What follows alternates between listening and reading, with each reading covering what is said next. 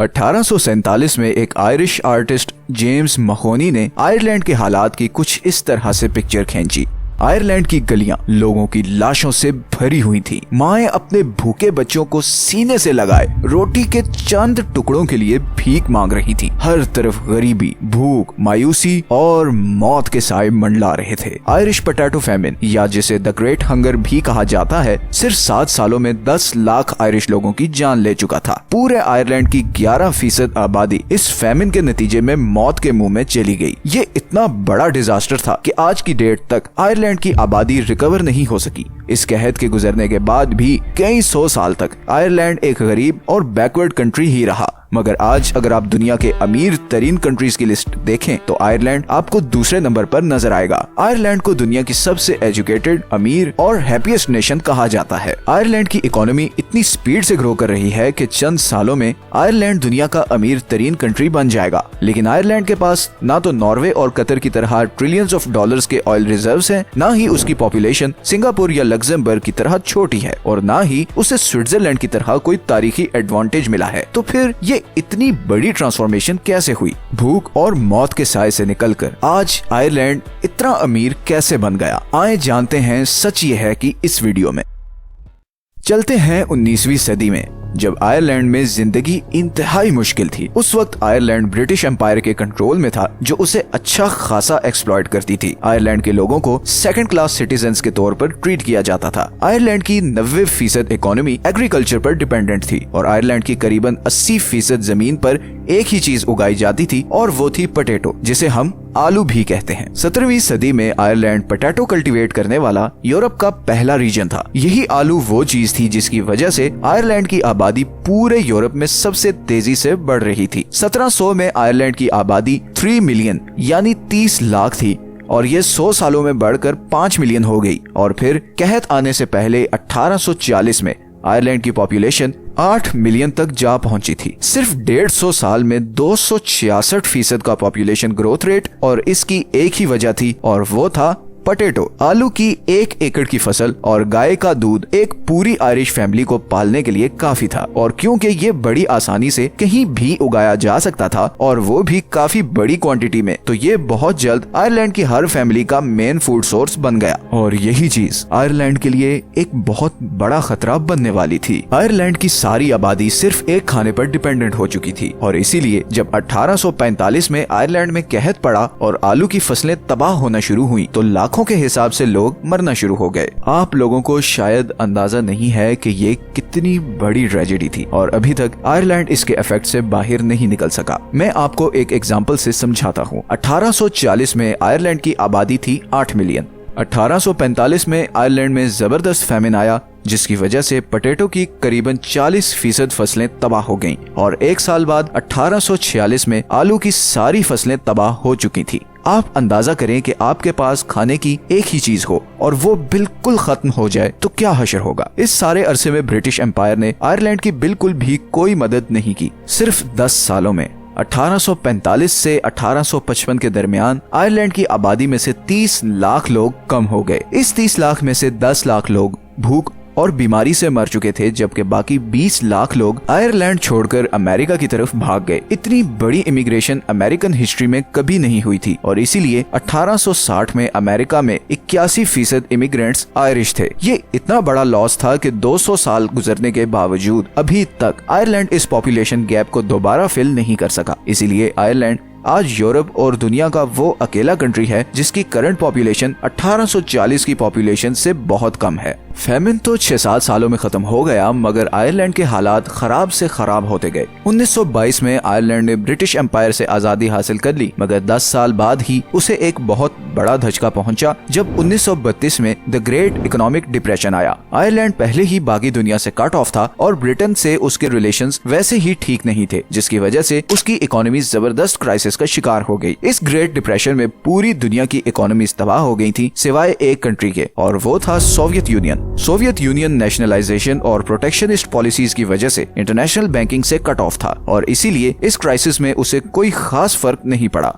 Ireland के leaders ने Soviet union की एग्जाम्पल को आयरलैंड में कॉपी करना शुरू किया। बड़ी बड़ी कंपनीज को नेशनलाइज किया गया, इंपोर्ट को बंद किया गया ताकि लोकल इंडस्ट्री को बचाया जा सके। मगर इस सब का आयरलैंड की इकोनॉमी पर बहुत बुरा असर पड़ा।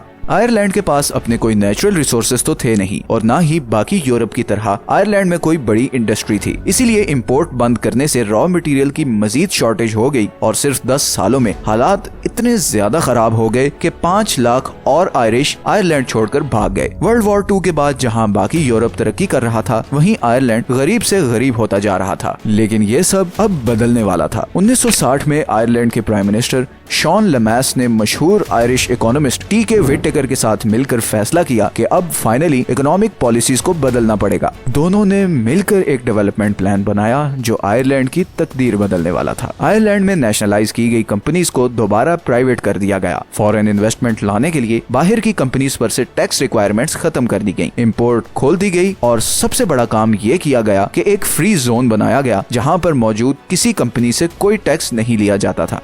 आयरलैंड ने सारे बड़े बिजनेसमैन से पैसा इकट्ठा करके इस फ्री जोन में एक एयरपोर्ट भी बनाया ताकि इस इंडस्ट्रियल एरिया को बाकी दुनिया से कनेक्ट किया जा सके। इस जोन को शैनन फ्री जोन भी कहा जाता है और ये दुनिया का पहला मॉडर्न फ्री ट्रेड जोन माना जाता है। सिर्फ 6 सालों में इन पॉलिसीज का आयरलैंड की इकोनॉमी पर जबरदस्त इफेक्ट हुआ। जहां बाकी सारे यूरोप में बिजनेसमैन बढ़ते हुए टैक्सेस से परेशान थे, वहीं आयरलैंड जीरो टैक्स पॉलिसी की वजह से उन्हें जन्नत लगने लगा था। बड़ी बड़ी कंपनीज ने अपनी मैन्युफैक्चरिंग आयरलैंड में शिफ्ट करना शुरू कर दी। इन कंपनीज में इंटेल एंड डी बीयर्स भी शामिल थे। इकोनॉमिक सक्सेस के बाद आयरलैंड ने एम किया कि नेक्स्ट टारगेट है यूरोपियन इकोनॉमिक अलायंस में शामिल होना। इसी दौरान 1967 में आयरलैंड ने पूरे मुल्क में फ्री एजुकेशन स्कीम इंट्रोड्यूस करवाई। अंडर ग्रेजुएट तक हर स्टूडेंट के लिए एजुकेशन मुफ्त थी। इवन के सेकेंडरी स्कूल्स की बुक्स तक का खर्चा गवर्नमेंट ही देती थी। आहिस्ता आहिस्ता आयरलैंड के हालात बदलना शुरू हो रहे थे, मगर फिर 1970s में आयरलैंड को एक और धचका लगा। 1970s में अरब इसराइल वॉर के बाद लगने वाली ऑयल सैंक्शंस की वजह से यूके और पूरे वेस्टर्न वर्ल्ड की इकोनॉमीज बुरी तरह हिल गईं। बैंक्स डिफॉल्ट कर गए, इंडस्ट्रीज बंद हो गईं और अनएम्प्लॉयमेंट बढ़ गई। मगर इस दफा आयरलैंड ऐसे किसी क्राइसिस से निपटने के लिए तैयार था। आयरलैंड ने अपने आप को बाकी यूरोप के मुकाबले में फेवरेबल बनाने के लिए कुछ और लॉज पास किए। इनकम टैक्स 20% से कम करके 10% कर दिया गया। एम्प्लॉइज को हायर एंड फायर करना आसान कर दिया गया। जहां बाकी यूरोप में बिजनेसेस को किसी भी एम्प्लॉय को निकालने के लिए एडवांस सैलरीज और नोटिस पीरियड जैसी रिक्वायरमेंट्स पूरी करनी पड़ती थी, वहीं आयरलैंड में ऐसी सारी रिक्वायरमेंट्स हटा दी गईं और इसके नतीजे में कंपनीज की नजर में आयरलैंड एक बिजनेस फ्रेंडली कंट्री के रूप में सामने आने लगा। अगले 20 सालों में आयरलैंड ट्रांसफॉर्म हो चुका था। गुर्बत के साए छट रहे थे और बिलियंस ऑफ डॉलर्स आयरलैंड में आ रहे थे। लेकिन इससे भी जबरदस्त चीज हुई 1993 में, जब यूरोपीय यूनियन ने सिंगल मार्केट अनाउंस कर दी, जिसके बाद से आयरलैंड लिटरली पूरी दुनिया के लिए ओपन हो गया। Tax free policies, friendly environment और जबरदस्त लॉ एंड ऑर्डर सिचुएशन की वजह से सारी दुनिया से बड़ी बड़ी कॉर्पोरेशंस आयरलैंड में अपने ऑफिसेज सेटअप करने लगी। फॉरेन इन्वेस्टमेंट इतनी ज्यादा थी कि सिर्फ 10 सालों में 1990 से 2000 के दरमियान आयरलैंड में फॉरेन इन्वेस्टमेंट 2.2% से 49.2% तक चली गई। इतनी कंपनीज के आने से बहुत ज्यादा जॉब्स क्रिएट होना शुरू हो गयी। टैक्सेस कम थे, सैलरीज ज्यादा थी, लोगों की परचेजिंग पावर बढ़ती गई, लोग पैसा खर्चते गए, इकोनॉमिक एक्टिविटी बढ़ती गई, डिमांड क्रिएट होती गई और कंपनीज आती गई और एक जबरदस्त इन्वेस्टमेंट लूप बन गया। गवर्नमेंट के पास इतना पैसा इकट्ठा हो गया कि उसने इंफ्रास्ट्रक्चर और वेलफेयर पे खुली स्पेंडिंग शुरू कर दी। 2007 तक आयरलैंड यूरोप का तीसरा अमीर तरीन कंट्री बन चुका था। आयरलैंड की पर कैपिटा इनकम ब्रिटेन से 40% ज्यादा थी। वही ब्रिटेन जिसने 150 साल तक आयरलैंड पर हुकूमत की थी, अब उससे बहुत गरीब था। ये होता है इंतकाम। काश इंडिया और पाकिस्तान भी ऐसे ब्रिटेन से इंतकाम लेते। आयरलैंड की स्टोरी में एक उम्मीद है कि हालात जितने भी खराब हो जाएं, there is always a way up. गरीबी किसी का मुकद्दर नहीं, ईमानदारी, मेहनत और प्लानिंग से कैसे भी हालात बदले जा सकते हैं। आज आयरलैंड पूरी दुनिया के लिए एक टैक्स हेवन है।